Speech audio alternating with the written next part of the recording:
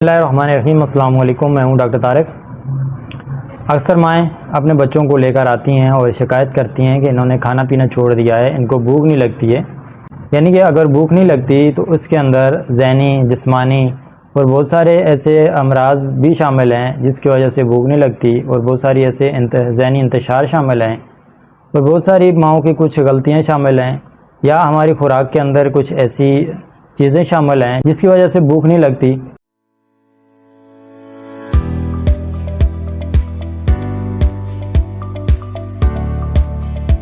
तो भूख न लगने की वजह बहुत सारी हैं, जिसमें अगर आप खाने से पहले कोई मीठी चीज़ का इस्तेमाल कर लेते हैं, तली हुई चीज़ का इस्तेमाल कर लेते हैं, या कोई आइसक्रीम वगैरह का इस्तेमाल कर लेते हैं, या फिर कोई ऐसी चीज़ों का इस्तेमाल करते हैं जो नशास्तेदार अशिया हैं, तो उनसे जो है वो भूख उड़ जाती है। और दूसरा जो है कि वक्त पर खाना अगर ना खाने की वजह जो है वो भी इसकी वजह बन सकती है कि अगर आप वक्त पर खाना नहीं खाते, यानी रोज़ाना आपकी खाने की जो रूटीन है वो चेंज है, यानी कि वक्त के ऊपर आप पाबंदी के साथ खाना नहीं खाते, या आप पाबंदी के साथ बच्चों को खाना नहीं खिलाती, तो ये वजह भी बन सकती है। इसी तरह केक, पेस्ट्री, जेली या कोई भी ऐसी मीठी चीज़ का इस्तेमाल वो भी भूख जो है ख़त्म कर देता है। तो खाना खाने से पहले इन चीज़ों से जो है एहतियात करनी चाहिए, और अगर भूख का ना लगना ये रूटीन में शामिल हो जाए तो फिर कुछ मुतअद्दिद बीमारियां होती हैं जिनकी वजह से भूख नहीं लगती।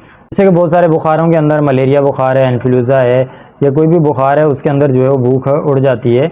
और इसी तरह मैदे के अमराज हैं, मैदे में ज़ख़म हो गया है, मैदे का कैंसर हो गया है, खून की शदीद कमी हो गई है, विटामिन बी की अगर विटामिन B1 की अगर कमी हो गई है, शदीद कमज़ोरी है, तो उसकी वजह से भी भूख उड़ जाती है। इसके अलावा मुख्तलिफ़ किस्म के गदूदों की वजह से भी जो है भूख का उड़ जाना, जैसे कि थायराइड ग्लैंड का अगर कोई मसला हो रहा है, या एड्रीनल ग्लैंड का कोई मसला हो रहा है। इसी तरह मुख्तलिफ़ दिल, गुर्दे, जिगर और दीगर अगर कोई बीमारी हो गई है तो उसकी वजह से भी जो है भूख ख़त्म हो जाती है। इसी तरह और बहुत सारी यानी नफ्सियाती अमराज भी इसमें शामिल होते हैं, यानी बेजारी किस्म की नफ्सियाती उलझनें हो गई, टेंशन हो गई, परेशानियाँ हो गई, ये भी भूख ना लगने की वजह जो है बन सकती हैं।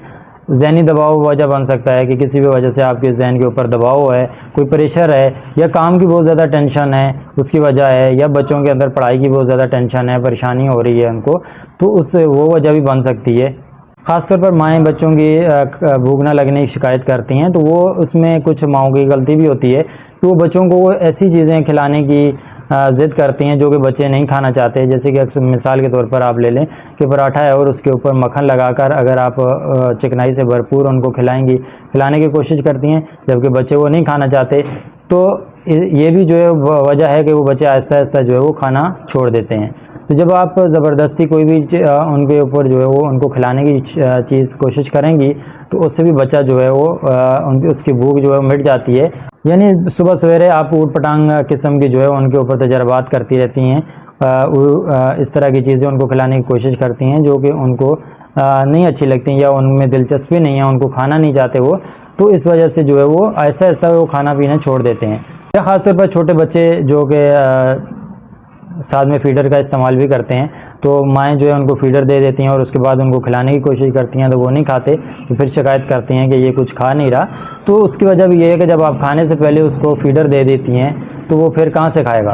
ठीक है, फिर दूध की उसको शदीद ज़रूरत है। अमूमन बच्चों को, जो छोटे बच्चे होते हैं, उनका ज़ाहिर है उनकी बढ़ोतरी हो रही होती है और उनको दूध की शदीद कमज़ोर जो है वो उसको ज़रूरत होती है।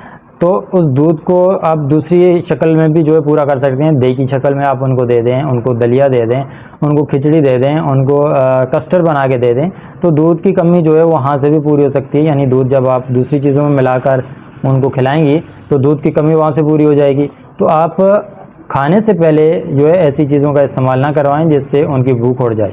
इस तरह यानी भूख अगर ना लगना, उससे जिस्मानी कमज़ोरी हो जाती है और फिर बहुत सारी मुतअद्दिद बीमारियां जो है जिस्म में पैदा होनी शुरू हो जाती है। ज़ाहिर है जिस्म के अंदर कमज़ोरी पैदा होगी और वाइटल फोर्स कमज़ोर हो जाएगी, और फिर बैरूनी बीमारियां आपके ऊपर अटैक करेंगी और फिर आप बीमार होना शुरू हो जाएंगे।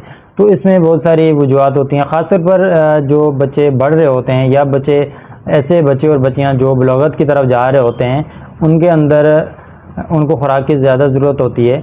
ऐसे बच्चों को थोड़ी सी ज़हनी पुख्तगी की ज़रूरत होती है, उनको थोड़ी सी काउंसलिंग की ज़रूरत होती है।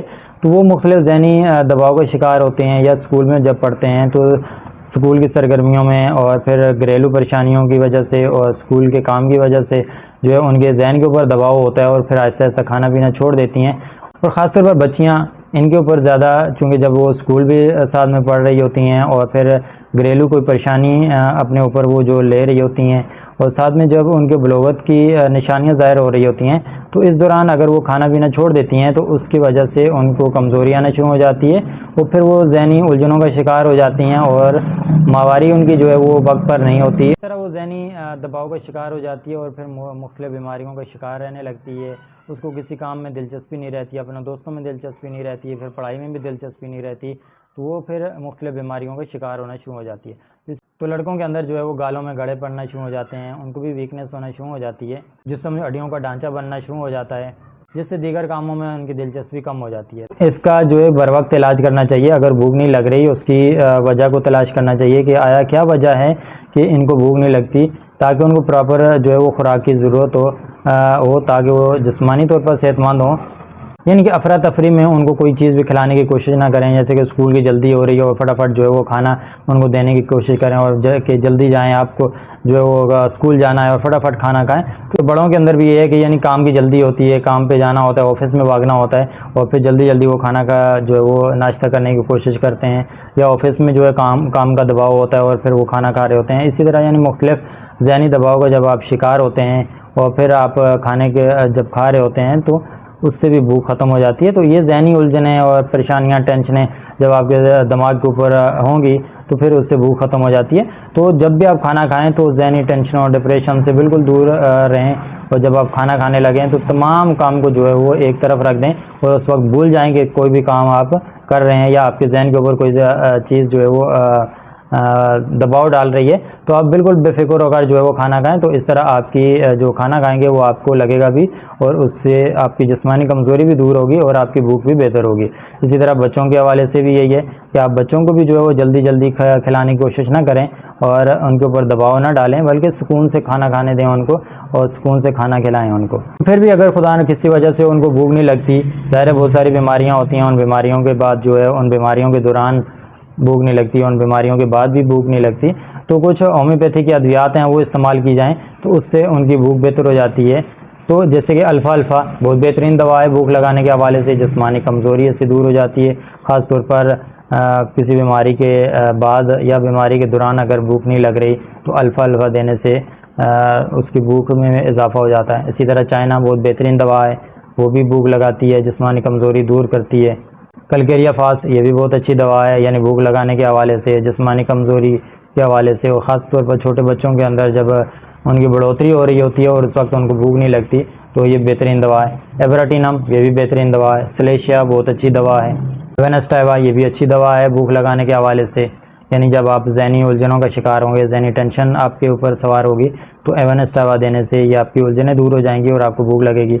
नक्स ओमिका बहुत अच्छी दवा है भूख लगाने के हवाले से, और इसी तरह सल्फ़र ये भी भूख है, इससे भूख लगती है। जेनशना ल्यूटा ये भी है भूख लगाने के हवाले से। पल्साटीला है। तो यानी होम्योपैथी की बहुत सारी अद्वियात हैं जिनको उनकी सिम्टम्स को देखकर अगर दे दिया जाए तो आपकी वो बीमारी भी ख़त्म हो जाती है, यानी जिस वजह से आपको भूख नहीं लगती वो वजह भी दूर हो जाती है और आपकी जिस्मानी सेहत भी अच्छी हो जाती है। तो अगर इस तरह का कोई भी मसला हो तो आप किसी भी करीबी होम्योपैथिक डॉक्टर से जो है वो रब्ता करके अपने तमाम अलामात बताकर आप जो है वो दवा इस्तेमाल करें तो आप बिल्कुल सेहतमंद हो जाएंगे और आपको भूख लगना शुरू हो जाएगी। अपना और अपनी फैमिली का बहुत बहुत ख्याल रखिएगा। अल्लाह हाफिज़।